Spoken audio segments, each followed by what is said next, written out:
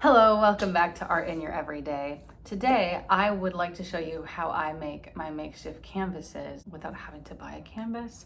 Now, I say the term canvas very loosely because it's not a canvas. It doesn't act like a canvas. It's not the same texture. It's not going to give you the same look as what you would expect from a canvas. But what else are you supposed to call a small painting surface? So I'm going to show you that today. If you want to follow along, you're going to need thin cardboard that comes in like one of these boxes, not sponsored. And you're going to need either tissue paper or sometimes when you go to grocery stores, I've noticed this a lot in New York, but I have noticed this sometimes in Minnesota. I don't know where you guys are watching from, but my 2 areas of experience. Sometimes you get reusable grocery bags that are in place of disposable ones, so they're kind of like semi-disposable. I don't know if you exactly understand what I'm trying to say, but hopefully you can see the texture that I'm talking about. Hopefully you have some context in your head for what this kind of texture is. I would describe it as like a foam cloth. I don't think it's actually foam, but that's kind of what it feels like. It feels like if a paper towel was sturdy. I made this collage on top of tissue paper, and most of it is glued on, but as you can see, it's less texture. It does look more like a flat surface, whereas the one with the bag, it is a little more textured. I don't know if you can tell. I'm trying to like shine the light on it, but anyway, this is the one I made with the bag, and it is a little more textured, but I do like the texture. I appreciate it. You're also gonna need glue and a big paintbrush. My life runs on Mod Podge. Not sponsored, but Mod Podge.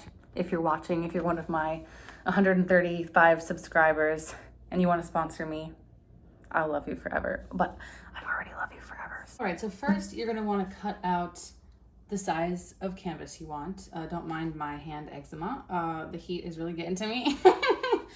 But I'm gonna do a little small one this time because I haven't done one this small, so I think it'd be kind of cute. Now, you're gonna want to be working with the cardboard side.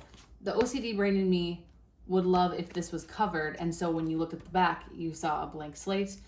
But the issue is that because we're using semi-see-through materials, you will see the color coming through, and you'll have to really, really, really paint over it, and that's so annoying. It's gonna affect the undertone of your painting. So, working with this side. Now, I'm gonna be doing it with tissue paper, but you can do the exact same thing with that cloth bag, just like the painting that I showed you I did the other day. The only thing that I would say for that is that you will definitely need a lot more glue. You're gonna wanna cut a piece that overlaps on all sides like this so that you can fold it over and you have nice clean edges. But first, before we flip to the back, we're gonna glue the front down. Also, I don't know if I mentioned on here, but I do have a TikTok now with the same username as my YouTube channel here, just with an underscore before and after.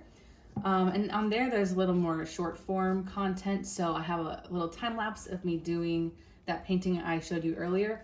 And I also have a little time lapse on there of me doing some collages. So if you want to see that, go ahead on over there. Less tutorial stuff, more just like fun little things to watch.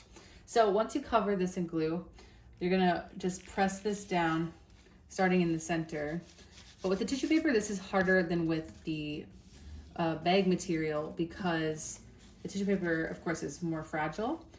And you are gonna get a little more of these lines, but you can eliminate them a little more as you saw in this one. But I think that on this one, I may have done 2 layers of tissue paper.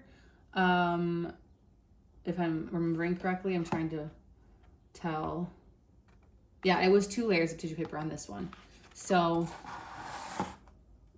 take that into consideration, I guess. I'm just gonna do 1 layer of tissue paper on this. But as you can see, there's some like wrinkles in here, but I personally enjoy that kind of texture. I think it gives it a little character. And when you paint on a canvas, there's some texture too. Not quite this dramatic, but there's a little there. Now I flip her over and just glue these edges down. And also you can see how dramatic the color comes through the tissue paper, which is why we put the color on the back. So you just have to live with the knowledge that there's a design on the back of your painting. Now this step I do not do with the bag material. because it will not come apart when it gets wet.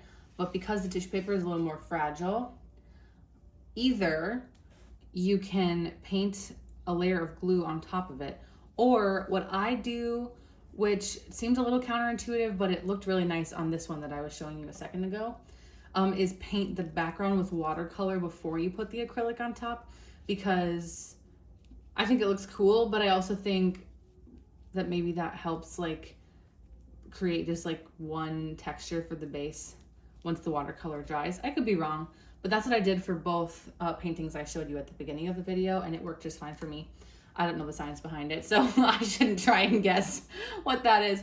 But anyway, painted the front with glue. So a little canvas for you. Once the glue dries, you can go ahead and paint on it.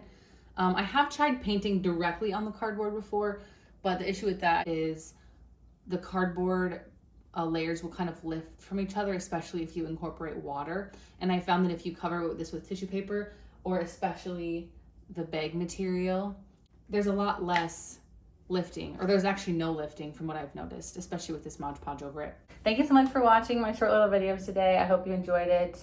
And if you haven't done something creative today, go and do something creative, or go follow me on TikTok, or subscribe to my channel here. Anyway, thank you so much for watching. Bye.